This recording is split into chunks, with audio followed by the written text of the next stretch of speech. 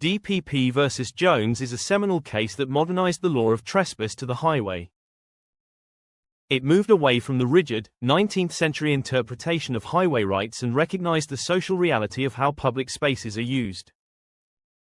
The case established a crucial balance between the landowner's right to exclude, the tort of trespass, and the public's right to use communal spaces for legitimate activities like peaceful protest, as long as those activities are themselves reasonable and do not interfere with the rights of others.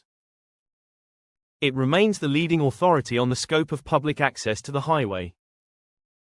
Hello and welcome to Landmark Case Laws Simplified. Buckle up as we explore the fascinating world of DPP v Jones together. On the 1st of June 1995, about 21 people gathered on the roadside verge of the A344 near the Stonehenge Monument.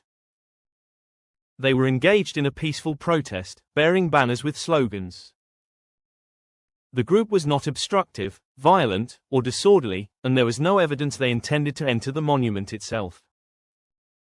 At the time, a valid order under Section 14A of the Public Order Act 1986 was in place, prohibiting trespassory assemblies within a 4-mile radius of Stonehenge. A police inspector concluded the gathering was a trespassory assembly and ordered the group to disperse. While most complied, 2 individuals, including Dr. Jones, refused and were arrested and convicted for taking part in a prohibited assembly under Section 14b(2) of the Act. The key legal question was whether their presence on the highway constituted a trespass.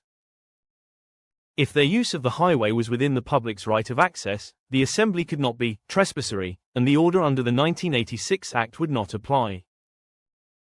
The House of Lords allowed the appeal, quashing the convictions, and in doing so, significantly clarified and expanded the common law understanding of the public's right to use the highway. The court rejected the narrow, traditional view that the public's right over a highway is strictly limited to passing and repassing.